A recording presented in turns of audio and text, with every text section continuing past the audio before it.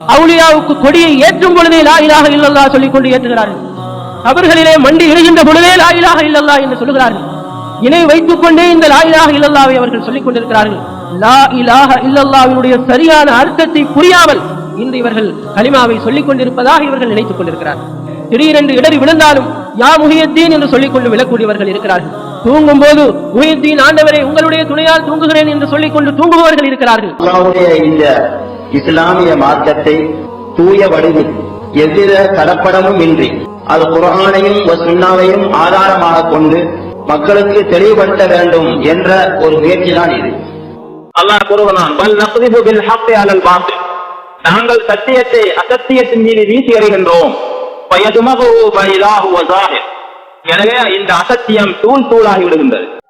சரி, இந்த கலிமாவை சொல்லும்படி அல்லாஹ்வின் தூதர் ஸல்லல்லாஹு அலைஹி வஸல்லம் அவர்கள் வந்து போதித்த அந்த சமுதாயத்தை பொறுத்தவரையில் அவர்களுடைய அந்த செயல்பாடுகள், அவர்களுடைய நடவடிக்கைகள், அவர்கள் எப்படியான ஒரு கொள்கையிலே இருந்தார்கள் என்பதையும் நாங்கள் பார்க்க வேண்டியிருக்கிறது.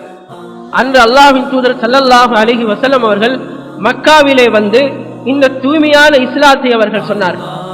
அல்லாஹ்வை வணக்கத்துக்குரிய நாயன் அல்லாஹ்வை தவிர வேறு யாரும் இல்லை என்றும் முஹம்மது ஸல்லல்லாஹு அலைஹி வஸல்லம் அவர்கள் அல்லாஹ்வினுடைய தூதர் ஆவார்கள் என்ற கொள்கையை நிலைநாட்டுவதற்காக மக்காவிலே உள்ளவர்களையும் மதீனாவிலே உள்ளவர்களையும் ஸல்லல்லாஹு அலைஹி வஸல்லம் அவர்கள் அழைத்தார்கள். முழு சமுதாயத்தையும் அவர்கள் அழைத்தார்கள். இப்படி அழைக்கப்பட்ட அந்த சமுதாயத்தை சார்ந்தவர்கள் எப்படி இருந்தார்கள் என்பதை அல்லாஹ்வுடைய அல் குர்ஆன் மிக தெளிவாக எங்களுக்கு சொல்கிறது. அதாவது அல்லாஹு தஆலா இந்த நிராகரிப்பாளர்களை பற்றி சொல்கிறான். நபி ஸல்லல்லாஹு அலைஹி வஸல்லம் அவர்களை பார்த்து சொல்கிறான். இவர்கள் எப்படியானவர்கள் என்பதை அல்லாஹு தஆலா அதன் மூலமாக சொல்லி காட்டுகிறான்.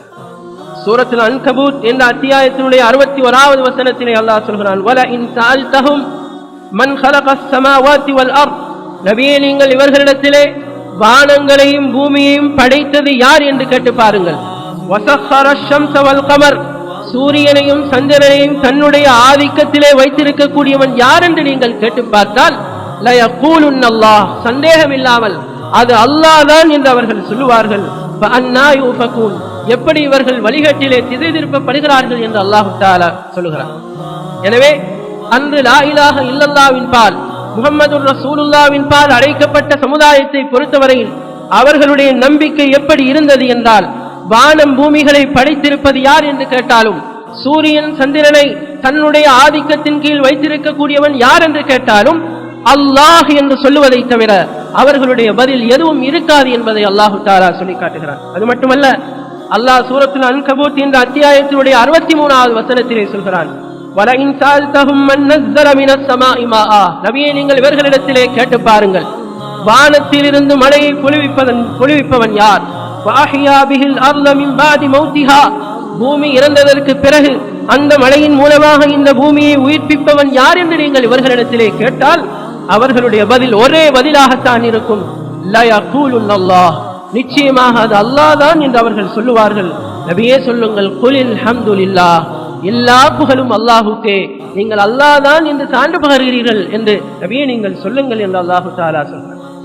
அது மட்டுமல்ல, அவர்களிடத்திலே வல இன் ஸஅல்தஹும் மன் ஹலகஹும், அவர்களிடத்திலே நீங்கள் போய் உங்களை எல்லாம் மனிதர்களாக படைத்திருப்பது யார் என்று கேட்டாலும் லயகூலுன் அல்லாஹ், அந்த இடத்திலும் அவர்களுடைய பதில் அல்லாஹ் தான் எங்களை படைத்தான் என்று இருக்கும் என்றும் அல்லாஹு தஆலா சூரத்து ஸுஹ்ருஃப் என்ற அத்தியாயத்தினுடைய 87வது வசனத்திலே சொல்கிறான்.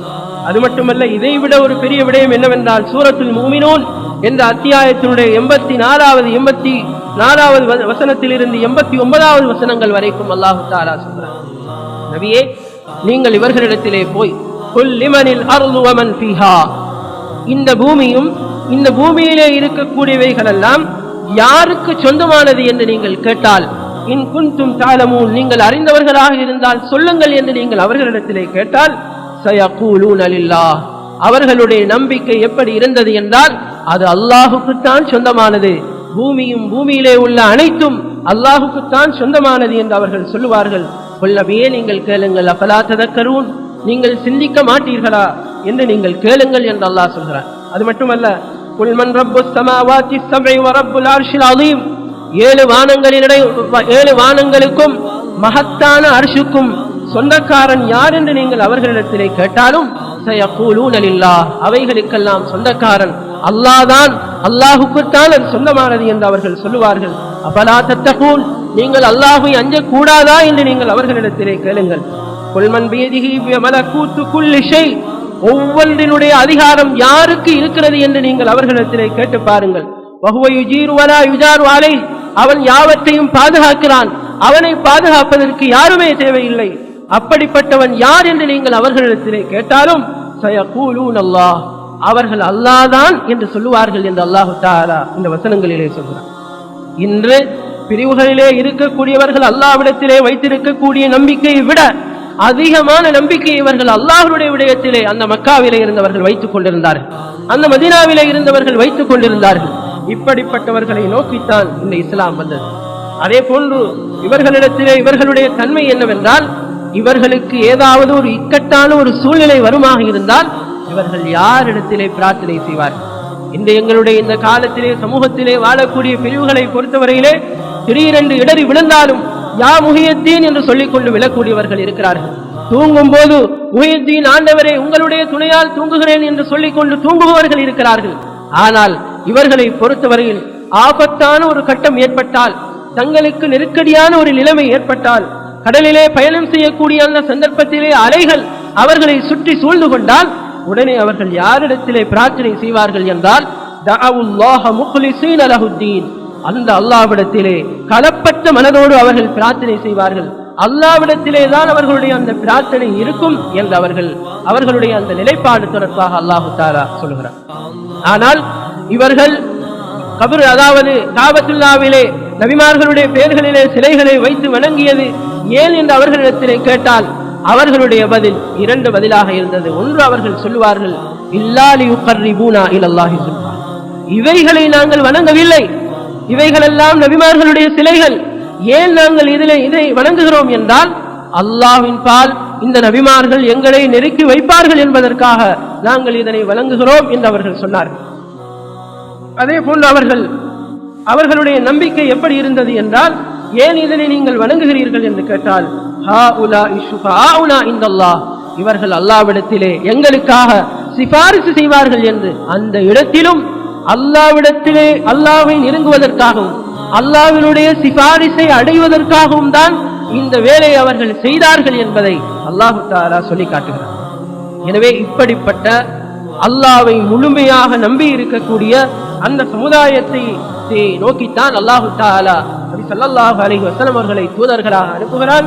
அவர்கள் தூதராக வந்து இந்த கலிமாவை சொல்லும்படி, இந்த ஷஹாதத்தை சொல்லும்படி அவர்களை அழைத்தார்கள். ஆனால் அந்த கலிமாவினுடைய சரியான அர்த்தத்தை அவர்கள் புரிந்திருந்ததனால், இந்த கலிமா எதனை போதிக்க வருகிறது என்பதை அவர்கள் சரியாக விளங்கி இருந்ததனால் இந்த கலிமாவை சொல்லுவதற்கு அவர்கள் பின்வாங்கினார்கள். இந்த அடிப்படை கொள்கையை ஏற்றுக்கொள்வதற்கு அவர்கள் பின்வாங்கினார்கள். ஆனால் இன்றுள்ள சமுதாயத்தை பொறுத்தவரையில் இணை வைக்கும் போதே கலிமாவை சொல்லுகிறார்கள். அவுலியாவுக்கு கொடியை ஏற்றும் பொழுதே லா இலாஹ இல்லல்லாஹ் சொல்லிக் கொண்டு ஏற்றுகிறார்கள். கபர்களிலே மண்டி இடுகின்ற பொழுதே லா இலாஹ இல்லல்லாஹ் என்று சொல்லுகிறார்கள். இணை வைத்துக் கொண்டே இந்த லா இலாஹ இல்லல்லாஹ்வை அவர்கள் சொல்லிக் கொண்டிருக்கிறார்கள். லா இலாஹ இல்லல்லாஹ்வினுடைய சரியான அர்த்தத்தை புரியாமல் இன்று இவர்கள் கலிமாவை சொல்லிக் கொண்டிருப்பதாக இவர்கள் நினைத்துக் கொண்டிருக்கிறார்கள். ஆனால் அன்றைய மக்காவிலே இருந்தவர்களை பொறுத்தவரையிலே இதனுடைய சரியான அர்த்தத்தை புரிந்ததன் காரணமாக அவர்களிடத்திலே எவ்வளவுதான் மன்றாடினாலும் லா இலாஹ இல்லல்லாஹ் என்ற வார்த்தையை சொல்ல அவர்களால் முடியாமல் போனது. ஏன்? அவர்கள் அரபியை விளங்கி இருந்தார்கள். அதனுடைய சரியான அர்த்தத்தை விளங்கி இருந்ததன் காரணமாக அது ஒரு கொள்கை, அது ஒரு கோட்பாடு, அதனை ஏற்றுக்கொண்டால் தன்னிடத்திலே வரக்கூடிய மாற்றம் என்ன என்பதை அவர்கள் விளங்கி இருந்ததன் காரணமாக அதனை சொல்லுவதற்கு பின்வாங்கினார். எனவே இந்த கலிமாவினுடைய முக்கியத்துவம் என்ன என்பதை நாங்கள் புரிந்து கொண்டோம். இஸ்லாத்தினுடைய முதலாவது அது எப்படிப்பட்ட சமுதாயத்திலே அது ஆரம்பத்திலே வந்தது என்றால், அல்லாஹ்வை நம்பிய சகல காரியங்களும் அல்லாஹ்வினுடைய உத்தரவின் பிரகாரம் தான் நடக்கிறது என்று நம்பிய சமுதாயத்தை நோக்கித்தான் இது வந்தது என்பதையும் நாங்கள் புரிந்து கொள்வோம். எனவே இந்த சமுதாயத்தை பொறுத்தவரையில் இந்த கலிமாவை அவர்கள் சொல்லுவதற்கு முன்னால் அவர்கள் ஜாஹிலிய மக்களாக இருந்தார்கள், அறியாமையிலே இருக்கக்கூடிய மக்களாக அவர்கள் இருந்தார்கள். அவர்களை பொறுத்தவரையிலே அந்த ஜாஹிலியத்திலே அவர்கள் மரணிப்பார்களாக இருந்தால் நரகம் நுழையக்கூடிய அந்த நிலைப்பாட்டிலே தான் அவர்கள் இருந்தார்கள். அதன் காரணமாகத்தான் அல்லாஹ்வின் தூதர் ஸல்லல்லாஹு அலைஹி வஸல்லம் அவர்களுடைய தந்தை அப்துல்லா என்று அவர் பெயரை வைத்திருந்தார். அல்லாஹ்வினுடைய அடிமை அப்துர் ரஹ்மான் என்று அவர்கள் தங்களுக்கு பெயரை வைத்திருந்தார்கள். ரஹ்மானுடைய அடிமை என்றெல்லாம் பெயரை வைத்திருந்தார்கள். ஆனால் அவர்கள் ஜாஹிலியத்திலே மரணித்ததன் காரணமாக நரகம் என்று அல்லாஹ்வின் தூதர் ஸல்லல்லாஹு அலைஹி வஸல்லம் அவர்கள் தீர்ப்பு சொன்னார். நபி ஸல்லல்லாஹு அலைஹி வஸல்லம் அவர்களுடைய தாய் ஜாஹிலியத்திலே மரணித்ததன் காரணமாக நரகம் என்ற தீர்ப்பு அவர்களுக்கு கொடுக்கப்பட்டது. ஒருமுறை அல்லாஹ்வின் தூதர் ஸல்லல்லாஹு அலைஹி வஸல்லம் அவர்களிடத்திலே ஒரு மனிதர் வந்து, அல்லாஹ்வின் தூதரே, என்னுடைய தந்தை எங்கே இருக்கிறார் என்று கேட்டார்கள். அல்லாஹ்வின் தூதர் ஸல்லல்லாஹு அலைஹி வஸல்லம் அவர்கள் சொன்னார்கள், உங்களுடைய தந்தை நரகத்திலே இருக்கிறார், அவர் கவலையோடு திரும்பி செல்கிறார். ஸல்லல்லாஹு அலைஹி வஸல்லம் அவர்கள் அழைத்து சொன்னார்கள், உங்களுடைய தந்தையும் என்னுடைய தந்தையும் நரகத்திலே இருக்கிறார்கள் என்று, தன்னுடைய தந்தையும் நரகத்திலே தான் இருக்கிறார்கள் என்று சொல்லி அந்த மனிதனை அவர்கள் ஆறுதல் படுத்தினார்கள் என்ற செய்திகளை நாங்கள் பார்க்கிறோம்.